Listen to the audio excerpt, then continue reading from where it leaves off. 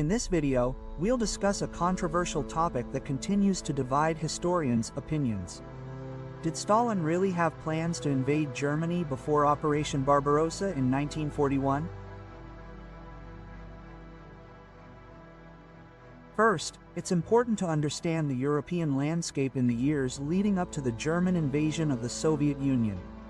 After World War I, Russia saw its empire fragmented. The Soviet regime, led by Stalin, faced a choice: accept the role of a regional power or restore its status as a global power. Stalin opted for the expansion and strengthening of the Soviet Union, using communist ideology to consolidate his power and strategically position himself against the capitalist countries. The theory that Stalin planned to attack Germany gained notoriety with Viktor Suvorov, author of the book Icebreaker. Suvorov proposes that Stalin not only had plans for invasion, but that he hoped that the confrontation between European countries would weaken the continent, thus allowing the Soviet Union to intervene as a liberator and establish socialist regimes there.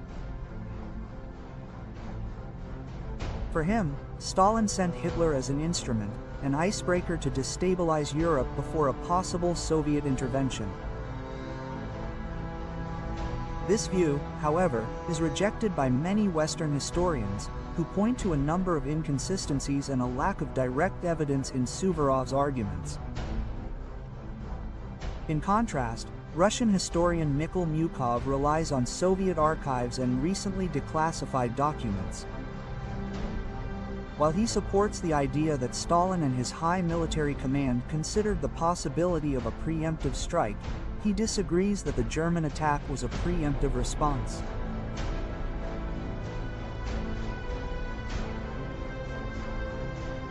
For Milkov, both sides were preparing for a possible war, but Stalin underestimated the possibility of an imminent German attack in 1941. He argues that the Red Army did, in fact, have detailed attack plans that underwent several revisions between 1939 and 1941, with later versions specifying the offensive's start in 1941. The troop buildup on the western border was disguised as training maneuvers, intended to launch a surprise attack that would weaken German forces through airstrikes and a rapid ground advance.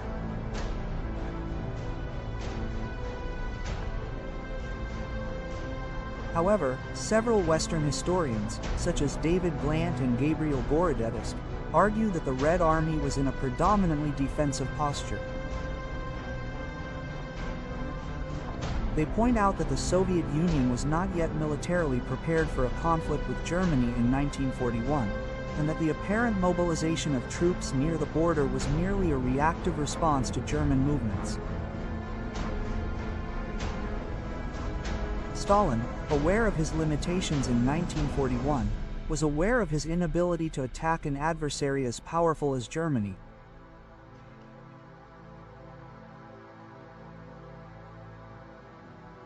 They emphasize that Stalin held out hope of avoiding war in 1941 and underestimated Hitler's impetus to open an Eastern Front, especially given reports of a possible alliance between Britain and Germany against the Soviet Union after Rudolf Hess's escape in May 1941. A document often cited by proponents of a Soviet attack is General Georg Zhukov's proposal of May 15, 1941, in which he suggested a preemptive strike against German forces as early as 1941. However, historians such as Robin Edmonds argue that it was normal for the Soviet General Staff to consider all possible scenarios, including a preemptive offensive.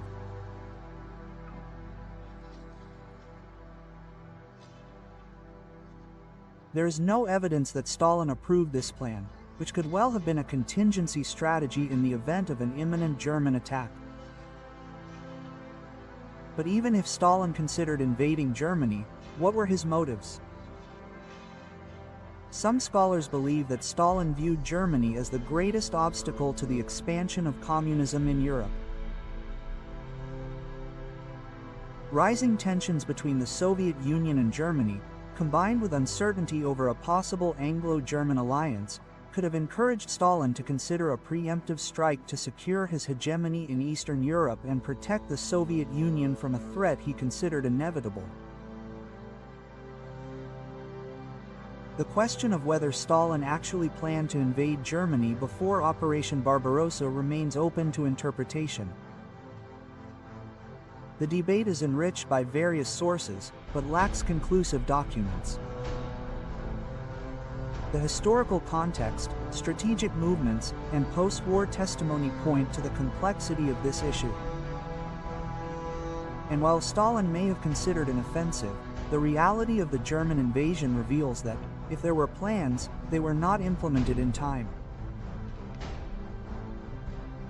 This hypothesis also loses strength when we analyze the war reports of the German commanders who invaded the Soviet Union in 1941. They report that, despite encountering a large number of Soviet forces along the border, all of them were in defensive positions, with their respective commanders under clear orders to defend themselves and not to attack. The active espionage of that time also failed to reveal the existence of Soviet plans for an invasion of Germany in 1941. History, as always, reminds us that war decisions are often a game of expectations and perceptions, in which certainties can be rare and assumptions abundant.